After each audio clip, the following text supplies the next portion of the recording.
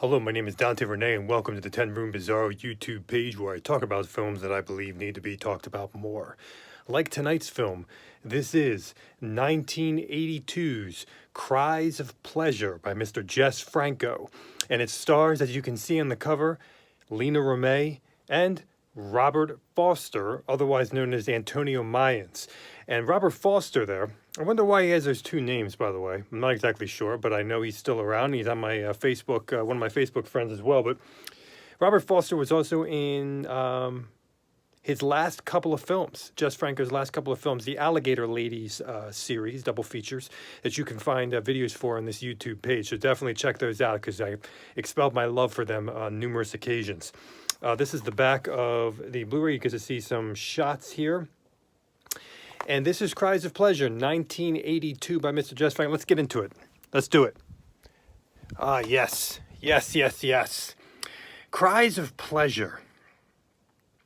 You talk about emotion and atmosphere and tone and tonal shifts. What is Jess Franco? What is a Jess Franco film? What does he do? What does he show? What does he show you visually, and what does he give you sonically? Well, Cries of Pleasure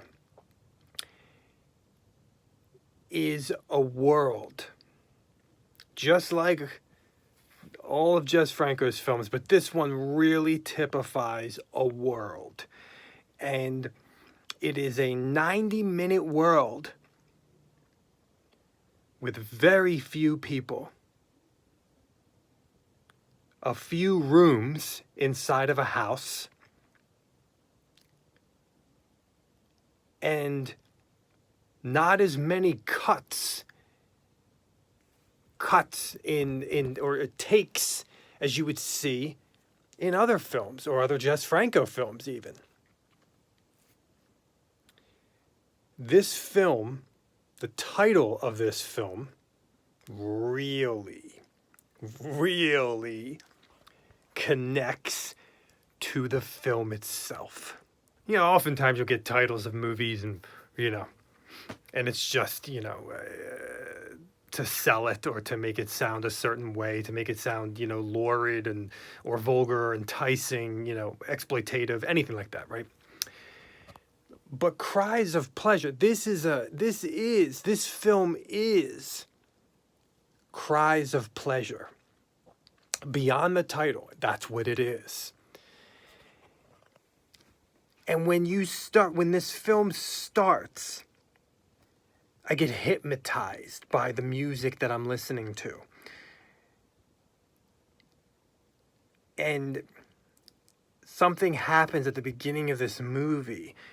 The music is just, there's this guitar music that like this Latin acoustic guitar music, but it's very mysterious and it's very warm weather and it's calm and relaxing, yet dark and mysterious at the same time.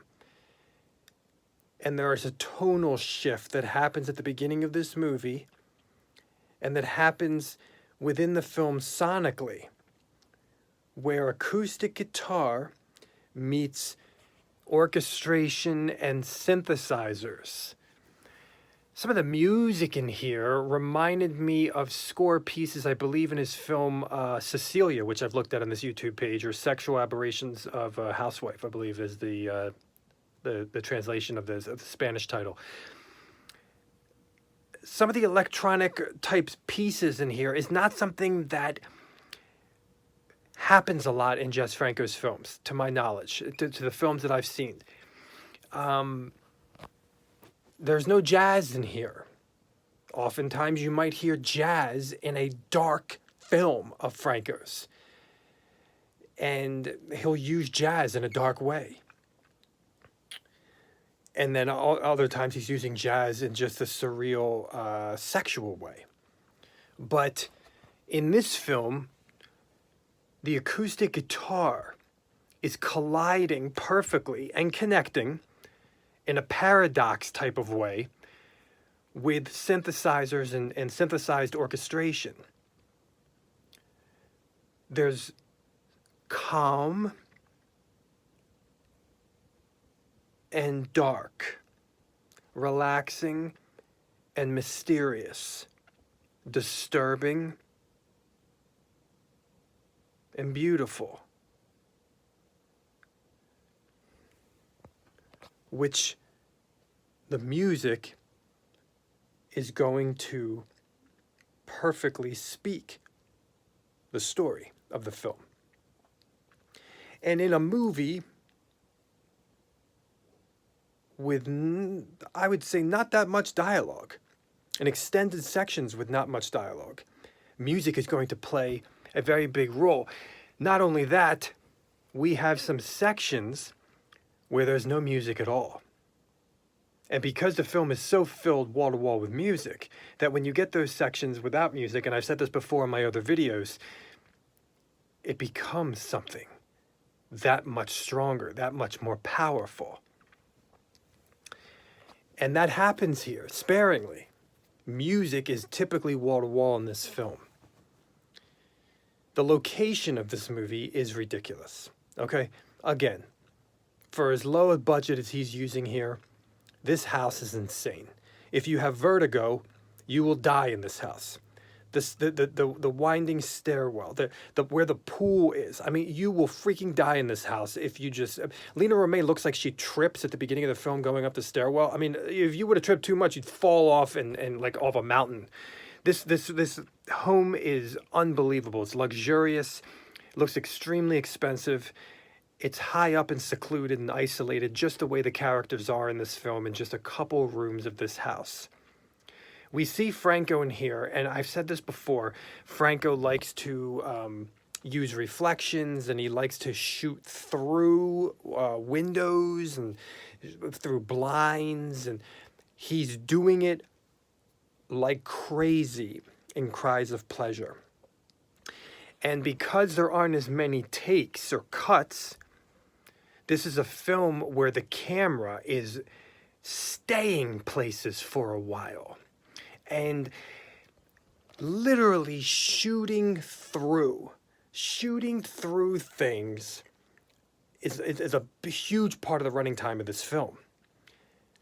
Also, things that are happening in the foreground as opposed to the background, and things happening on the side as opposed to what's happening in the center, let's say. There's movement here, and then there's movement here. And those two pieces of movement are connected, but they're also colliding. There's something that happens at the beginning of this movie, I don't know, 10 minutes in, 15 minutes in, where we're looking at Lina Romay's face, okay? And we're hearing dialogue. And when I first saw it, I said to myself, oh, this must be what's happening in Lina Romay's head. And no, it becomes discovered that it's another character comes up behind her, and it's her voice. She was just telling her a story. I wouldn't have known that. It was revealed to me when the character came up. And the reason why there could have been some kind of confusion in my head there is because at the beginning of the movie, we have a guitar player who you get to hear his inner monologue. And so I thought maybe in a way I was moving along and I was hearing now Lena's character's inner monologue. Franco does stuff with focus in here, out of focus, in focus. I didn't notice a ton of zooms in here, and especially his more violent zooming. If there were zooms in here, they were smoother. It's interesting because the movie has almost a character that, I forget what you call it, but a musical character who kind of keeps showing up throughout the film and playing his flute. Although it's not a flute, it's a guitar, and he's actually a character in the house in the film. Okay, so something that you'll see in Franco's films a lot, especially when Franco was in the film. He's not in this film, as far as I could tell, but characters that would be called retarded or slow or mute or, not with it, born a certain way, mentally handicapped. He loves those characters, and you can see it even in films like Virgin Among the Living Dead, which it's his role that he's playing, which I've looked at on this YouTube page. You can check that out. It almost becomes hilarious. It almost becomes funny, comical, and also disturbing. And there's something very, very interesting that I also wanted to mention, in that this character and his guitar, he's using music in a way that I haven't seen him use before in this powerful setting, which is the guitar is playing along, showing up and playing,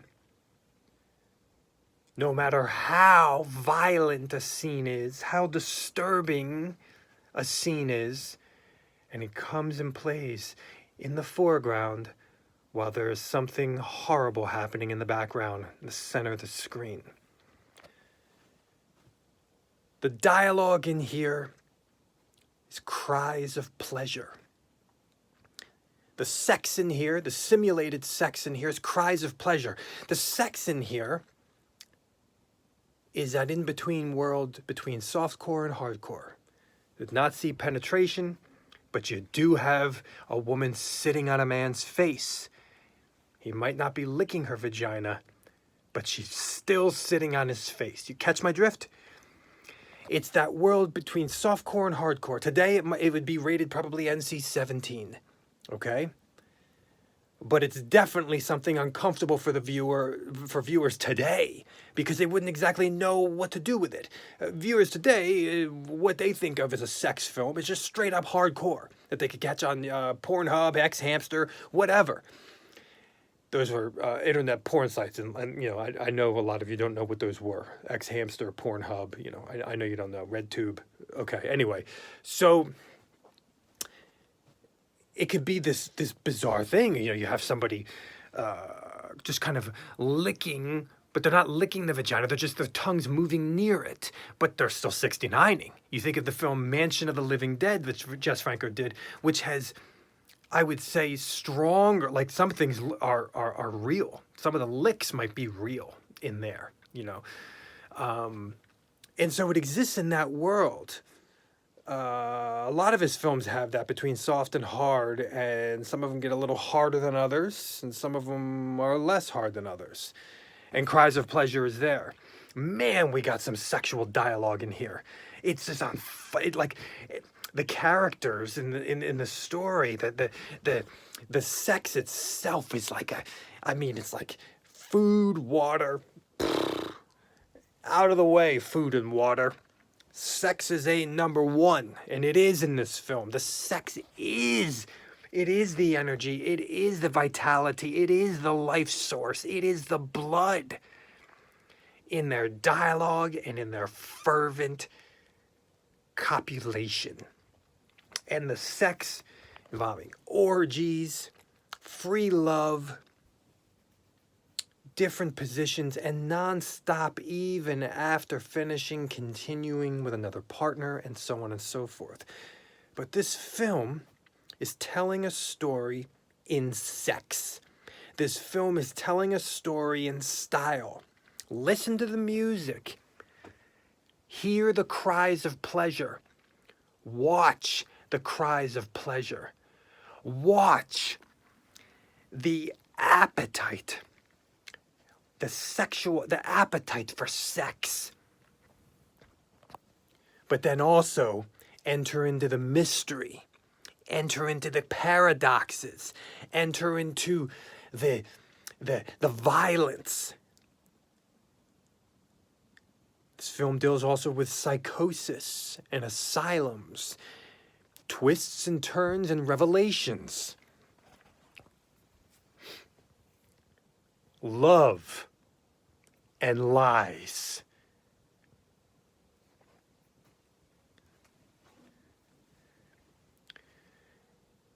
Marquis de Sade inspiration in this film as well, as it's mentioned in the opening credits. This is Cries of Pleasure. There is some mumbling from the mentally handicapped / retarded guy who plays the guitar. There is some mumbling that he says near the end of the film that reminded me of some of Franco's mumbling, mute, slow characters, like in Virgin Among the Living Dead. Seems to like that. It's uncomfortable for the viewer because it continues on. And the sex in here continues on, and it's telling.